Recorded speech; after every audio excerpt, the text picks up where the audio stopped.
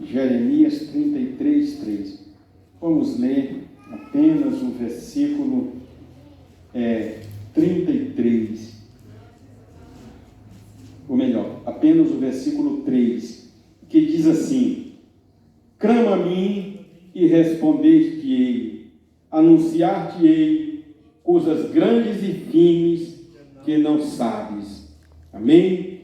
Vamos abrir mais lá em 2 Crônicas 7, 14.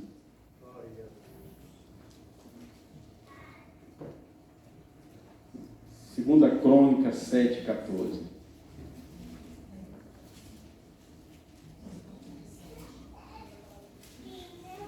Vamos ler apenas o versículo 14. Encontraram? Vamos ler tudo junto esse aqui. E se o meu povo, que se chama pelo meu nome, se humilhar e orar e buscar a minha face e se converter dos seus maus caminhos, então eu virei dos céus, perdoarei os seus pecados, sararei a sua terra. Amém. Oramos ao Senhor. Senhor, nosso Deus, nosso Pai amado, na tua presença, Senhor, estamos aqui mais uma vez, Senhor, e nos usa, Senhor, como instrumento, Senhor, para falar aquilo, ó Deus, que o Senhor tem para falar ao coração da tua igreja, segundo a tua boa vontade nas nossas vidas, Senhor. É o que nós te pedimos e te agradecemos, em nome de Jesus. Amém. A igreja pode assentar. Amém?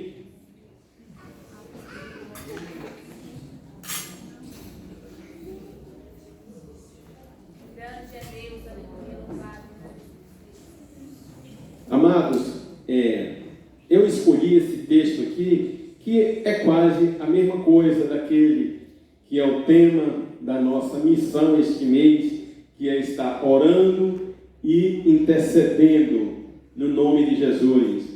E aqui a gente observa que quando Salomão ele se coloca diante do Senhor para fazer aquilo que nós estamos fazendo também, orando, buscando ao Senhor, e após Deus aparecer para ele, lá no capítulo 7 de 2 Crônica, a partir do versículo 11, que o tema do texto diz que Deus aparece a Salomão pela segunda vez e lhe faz promessa.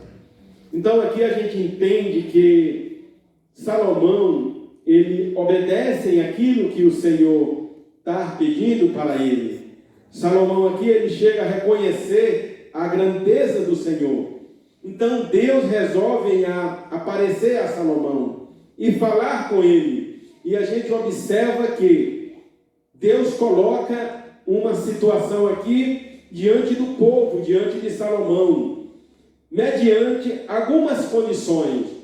E essas condições que Deus coloca para Salomão e para o povo se o meu povo, então aqui é mediante uma condição, se o meu povo que se chama pelo meu nome, primeiramente Deus coloca, olha Salomão, se o meu povo se humilhar, segundo, se o meu povo orar, terceiro, se o meu povo buscar a minha face, e em quarto lugar ele conclui dizendo, e se o meu povo converter-se dos seus maus caminhos. Então, mediante essas quatro condições, isso é, um verdadeiro se voltar para o Senhor. Mas Deus aqui, ele não obriga a Salomão e nem o povo a se voltar para ele, como quem chega mediante da igreja e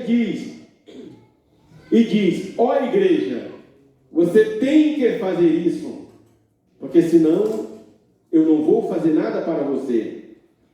Deus quer mostrar para aquele povo e também para nós que mediante uma obediência à sua palavra, mediante uma nos achegar para o Senhor, mediante nós obedecer, ouvir a sua palavra, mediante nós nos converter a Ele verdadeiramente, como a nossa irmã, a noiva do irmão Paulo ali falou, uma oração sincera. Isso é, quando nós quisermos nos colocar diante de Deus com sinceridade de alma, com sinceridade de coração. Eu prestei muita atenção na expressão que a nossa irmã fez diante da igreja. Amados, precisa uma sinceridade.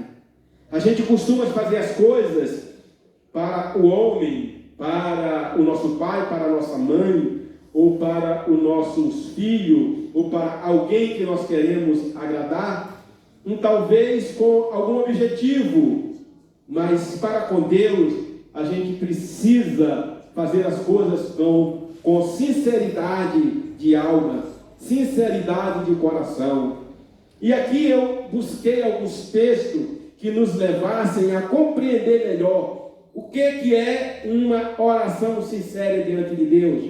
Ou melhor, o que é nos voltar para o Senhor de forma completa, para que Deus possa olhar para a igreja, para que Deus possa olhar para mim e para você e ver que mediante aquilo que Ele colocou diante de nós, se verdadeiramente nós estamos de coração pronto, de coração decidido a nos voltar para Ele. Eu quero dizer que uma verdadeira oração diante do Senhor, precisamos nos achegar a Ele da seguinte forma: nos humilhando perante o Senhor. Como é que eu vou me humilhar diante do Senhor? Isso é, ao eu dizer, eu vou orar, eu vou buscar ao Senhor, eu vou me achegar a Deus. Então, eu preciso me achegar diante de Deus com um jeito que esteja me humilhando diante dele. Isso é, Deus precisa ver em mim que eu estou com o coração quebrantado.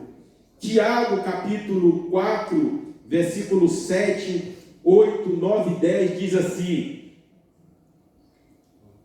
sujeitai-vos, pois, a Deus, resisti ao diabo, e ele fugirá de vós.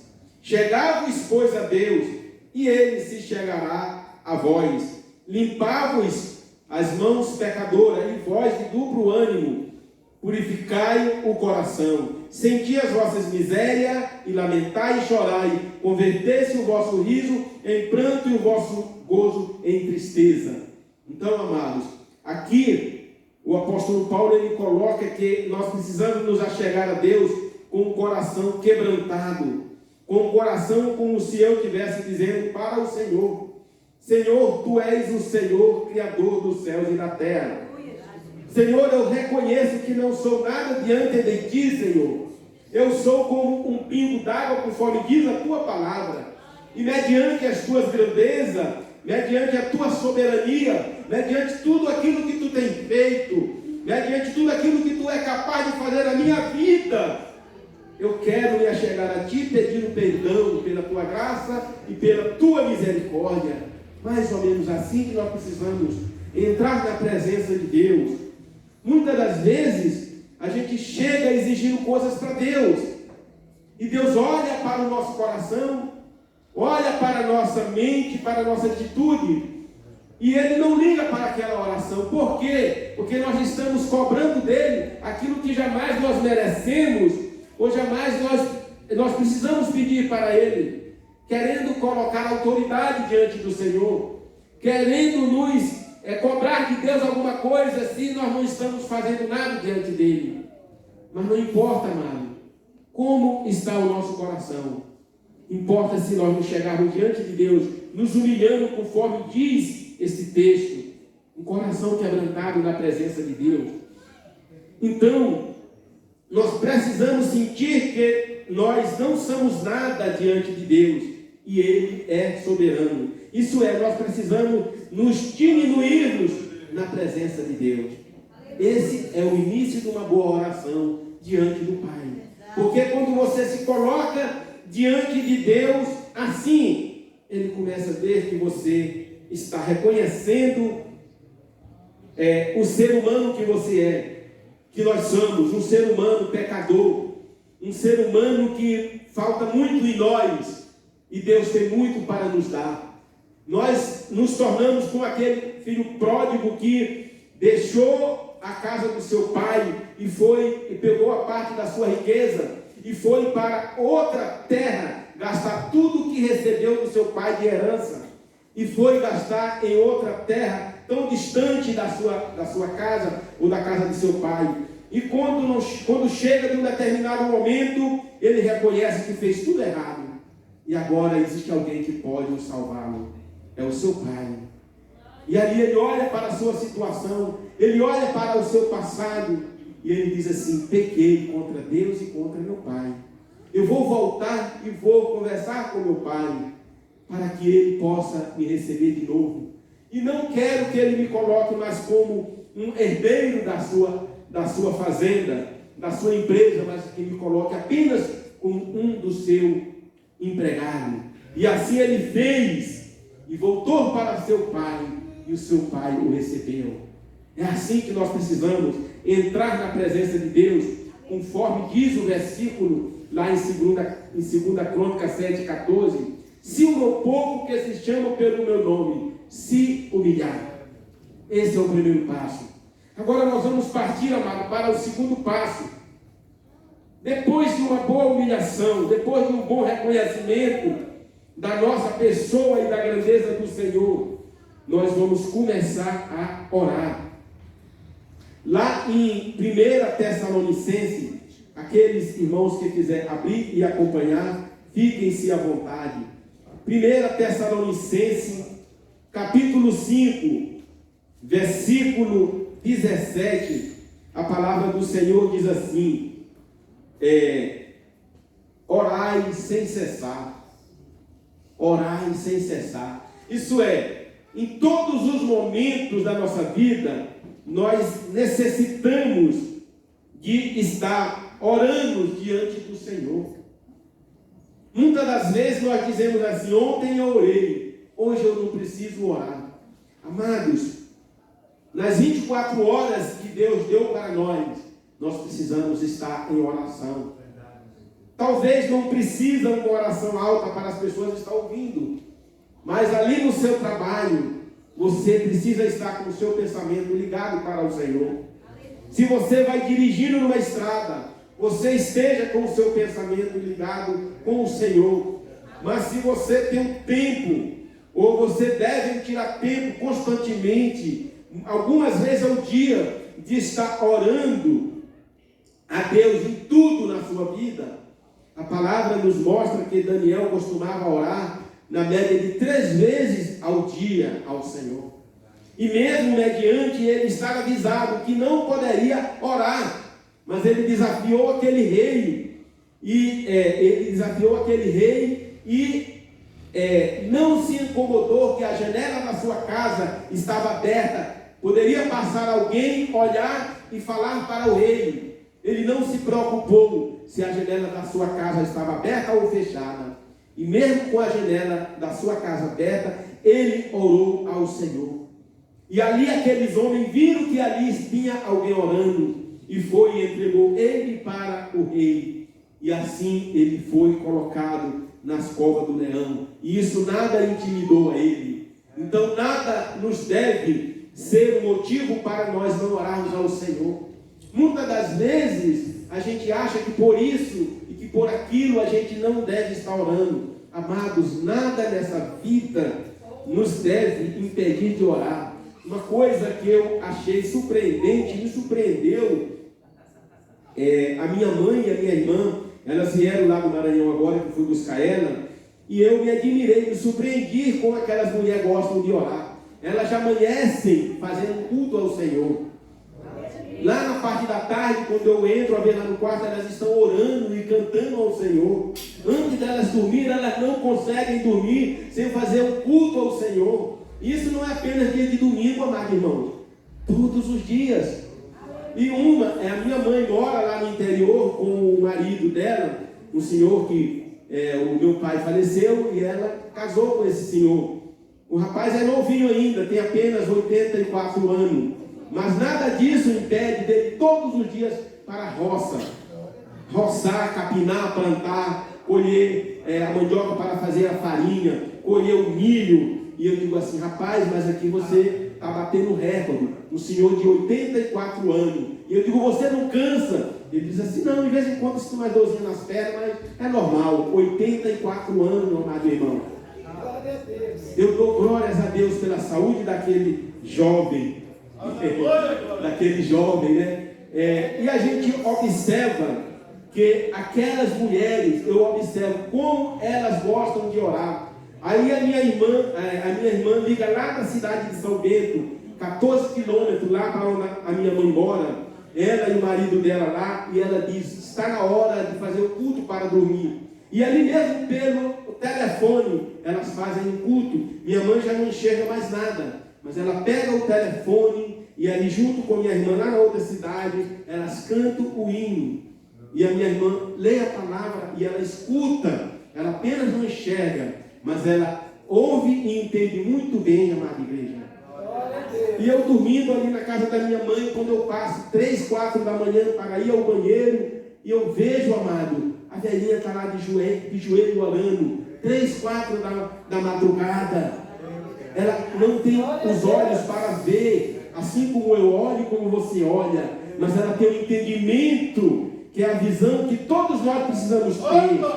E isso eu já gostava de orar pela madrugada, mas eu vendo aquela jovem senhora orando ali, 3, 4 da manhã, isso me animou muito mais a continuar orando pela manhã, pela madrugada, porque eu digo a minha mãe, que já está nessa idade de 74 anos, ela consegue levantar, não vou dizer que seja toda madrugada, mas muitas das vezes, desse dia que eu estava lá, eu passava ali no quarto dela, ela estava de joelho orando, e eu digo: se ela que está nessa idade tem condições, tem forças, tem ânimo para orar, e eu não estou tão novo, mas estou bem mais jovem do que ela, que sou filho dela, por que eu não oro, igreja? Por que você é jovem, não ora também bastante assim? A palavra do Senhor diz assim: orai sem cessar, amados. Isso é o legal de uma vida em comunhão com o Senhor,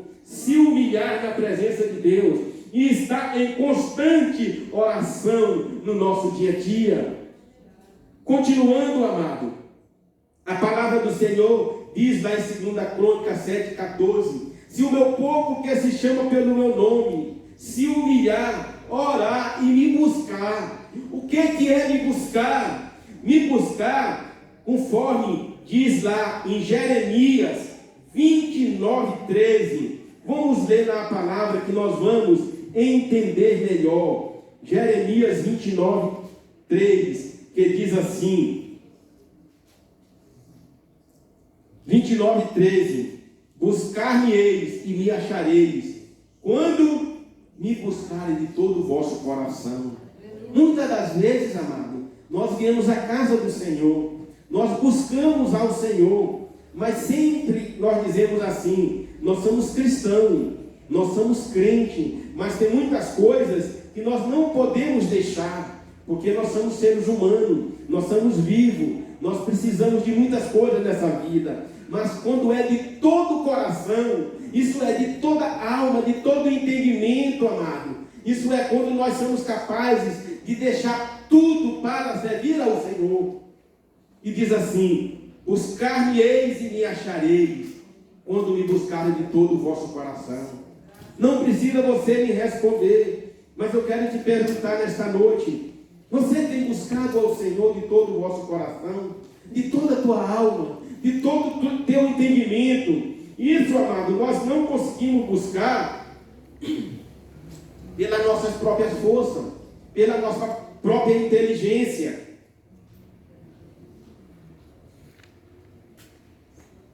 A palavra do Senhor nos mostra que é com a ajuda do Espírito Santo em quem nós buscamos ao Senhor. A palavra de Deus diz que quando nós buscamos ao Senhor, o Espírito Santo, ele nos ajuda, ele intercede por nós, nas nossas fraquezas, no momento em que nós deixarmos tudo aquilo que é do nosso ego, da nossa personalidade, do nosso pensamento, quando nós deixamos tudo isso, o Espírito Santo chega e diz assim: eu quero te ajudar, eu vou te ensinar a orar. Eu não sei quantas vezes você droga o joelho para orar, ou se coloca da forma que você quer se colocar para falar com o Senhor, e você não tem palavra, e você não tem desejo de orar, e você não tem nada o que falar diante do Senhor, porque você está sozinho. Mas quando você busca o Senhor, quando você busca de todo o seu coração, ali é o Espírito Santo, amada igreja, que começa a colocar na tua mente, que começa a trabalhar no teu coração, começa a trabalhar no teu entendimento, e começa a fazer com que você comece a orar. Talvez você nem sabe orar, talvez você nunca orou, mas quando você permite que o Espírito Santo começa a ser derramado no teu coração, na tua mente, tu ora 2, 3 horas e ainda tem sede, e ainda tem vontade para continuar a orar. Mas quando você, posso dizer assim, não gosta de orar, tem preguiça de orar, não tem ânimo para orar, não sabe orar, não tem comunhão com o Senhor, o Espírito Santo não fala. O Espírito Santo não te ajuda, o Espírito Santo ele não te acompanha.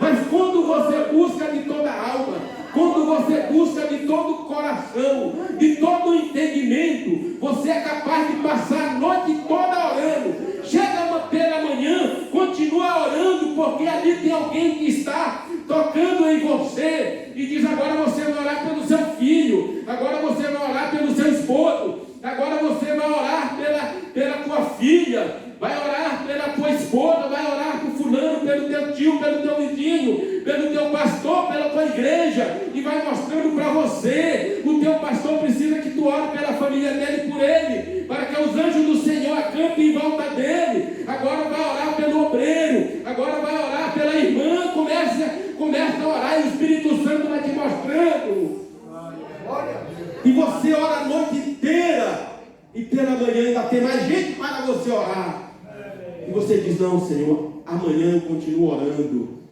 Mas quando você não tem uma ligação espiritual com o Senhor, amado, você droga o joelho aqui, você vê todo mundo orando, aí você diz assim: mas eu já pedi tudo, eu não tenho mais o que falar, eu não tenho nada para dizer para Deus.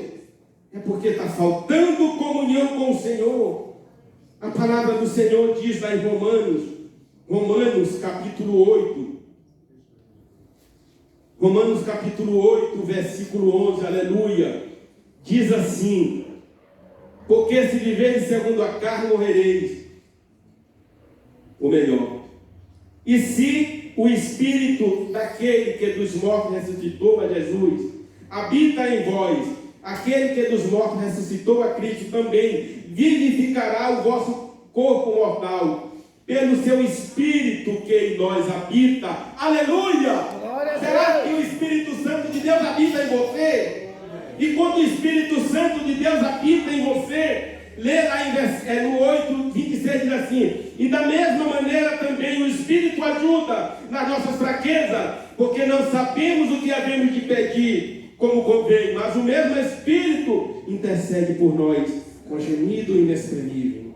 Igreja, e quando você sente a presença do Espírito Santo de Deus dentro da tua alma, o versículo 16 diz assim: e o mesmo Espírito testifica com o nosso espírito que somos filhos de Deus. Aleluia. E você começa a sentir que você não está sozinho, e você começa a sentir que você está falando aquilo que alguém está colocando em tua mente. Existe uma força sobrenatural que começa a falar contigo. Isso é o Senhor dos Exércitos, que começa a interceder junto com você, e começa a colocar na tua mente e no teu coração, e mostrar para você que você é o servo do Senhor, e mostrar para você que você é o escolhido por Deus, você é uma pessoa salva por Jesus, e você tem que interceder por toda a igreja e por toda a tua família.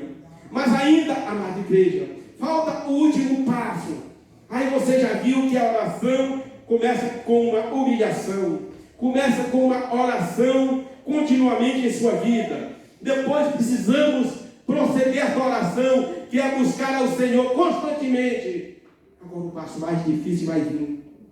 Vê se você está preparado para obedecer o segundo passo. O quarto passo, que diz assim: conversão, que diz assim lá em 2 Crônicas 7,14: se o meu povo, que se chama pelo meu nome, se humilhar, orar e buscar a minha face, e se converter dos seus maus caminhos. Igreja, é tantos maus caminhos nas nossas vidas, que nós não somos capazes de discernir, de entender, de compreender. E quem é que vai nos mostrar? É o Espírito Santo que está dentro de nós.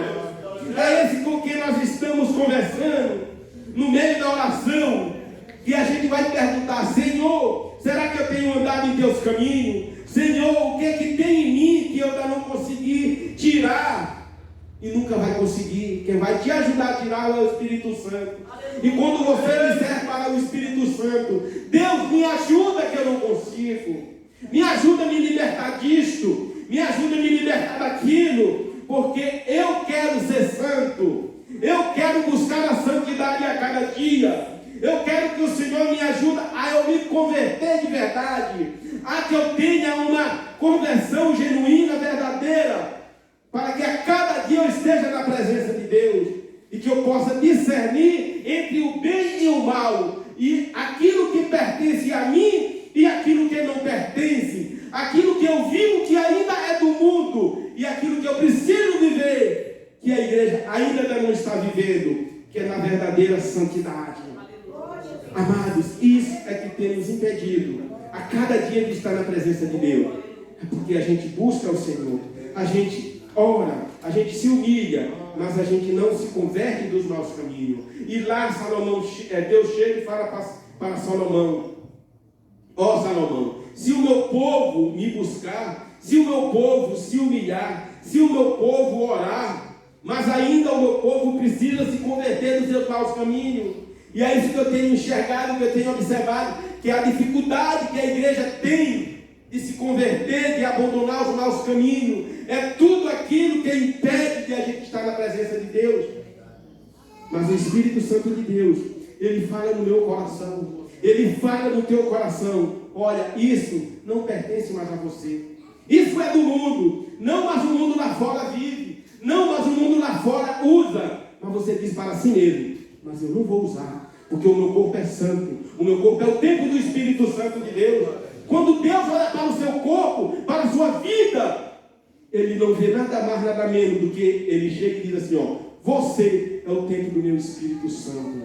Mas pode ter alguma coisa no seu pensamento, naquilo que tu pensa, naquilo que tu faz, naquilo que tu usa, que impede do meu Espírito habitar, que impede de você estar em verdadeira comunhão comigo. Aí nós reunimos um meio de oração, nós buscamos, nós clamamos, mas o Senhor responde pela misericórdia que Ele tem de nós. Mas muita coisa está faltando. É nós nos converter verdadeiramente dos nossos maus caminhos. E o Espírito Santo, eu não sou capaz de falar, mas o Espírito Santo, amado, ele fala em cada coração, ele fala em cada alma, ele fala em cada entendimento. O que é que tem na minha vida que ainda não está agradando meu Deus? Ele fala na sua vida o que é que tem que não está agradando o seu Deus. Buscar-me-eis e me achareis, quando me buscarem de todo o vosso coração.